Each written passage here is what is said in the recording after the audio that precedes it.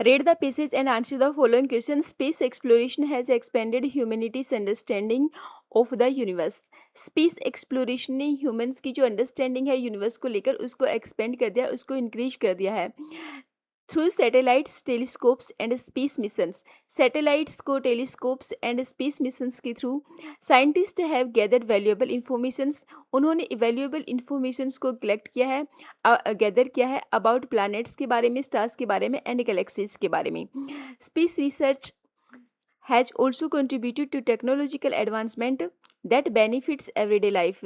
उन्होंने space research ने contribute किया है टेक्नोलॉजिकल एडवांसमेंट में जिसका बेनिफिट हुआ है एवरीडे लाइफ में, इंक्लूडिंग जिसमें जीपीएस नेविगेशन है शामिल है and weather forecasting.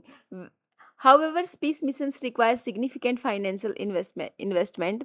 Space mission के लिए, स्पेस मिशंस को कंडक्ट करने के लिए को फाइनेंशियल इन्वेस्टमेंट की एक फाइनेंशियल इन्वेस्टमेंट की रिक्वायरमेंट होती है एंड इन्वॉल्व्स कंसिडरेबल रिस्क्स. और इसमें इसके रिगार्डिंग रिस्क्स भी शामिल होते हैं.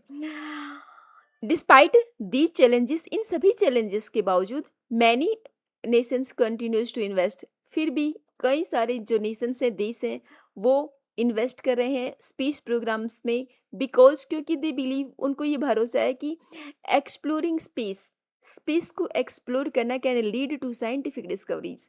इससे हम क्या कर पाएंगे कि साइंटिफिक डिस्कवरीज को लीड कर पाएंगे एंड फ्यूचर अपॉर्चुनिटीज को हायर कर, फ्यूचर अपॉर्चुनिटीज को जिससे क्या डिस्कवर कर पाएंगे.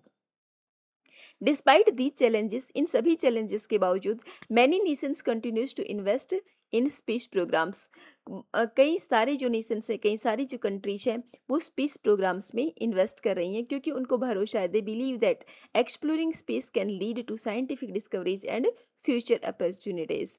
ये हमारा पैराग्राफ है और अब हम इसके क्वेश्चंस को देखते हैं.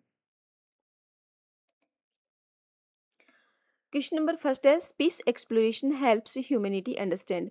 स्पेस एक्सप्लोरेशन हेल्प करता है ह्यूमैनिटी को अंडरस्टैंड, किस चीज़ को अंडरस्टैंड करने में? ओशंस ओनली, केवल महासागरों को, द यूनिवर्स को, पॉलिटिक्स को, लिटरेचर को. तो जो स्पेस का प्रोग्राम है वो किस चीज़ को अंडरस्टैंड करने में? Has humanities understanding of the universe.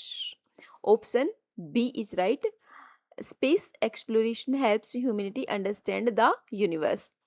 Next question है, scientist gather information through. Scientist information को गैदर कहाँ से करते हैं?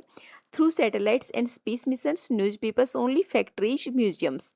तो जो साइंटिस्ट हैं, हमने पैराग्राफ को पढ़ा है और पैराग्राफ में क्या था कि जो साइंटिस्ट हैं वो गैदर करते हैं इसको, इन्फॉर्मेशंस को.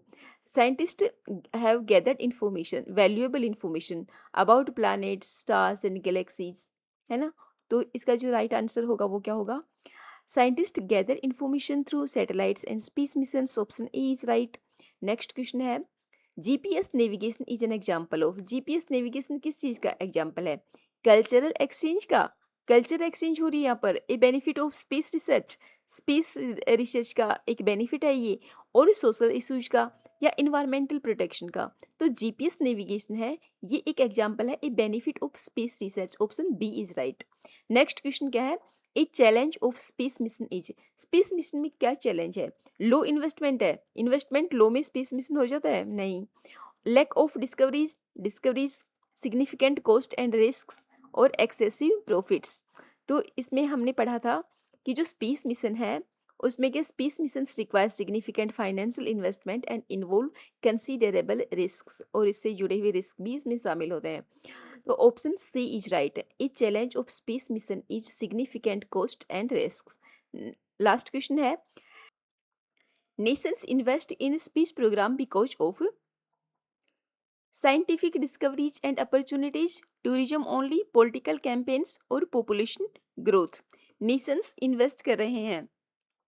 Despite these challenges, many nations continue to invest in space program because they believe that the exploring space can lead to scientific discoveries and future opportunities. इसका राइट आंसर होगा scientific discoveries and opportunities. Option A is right.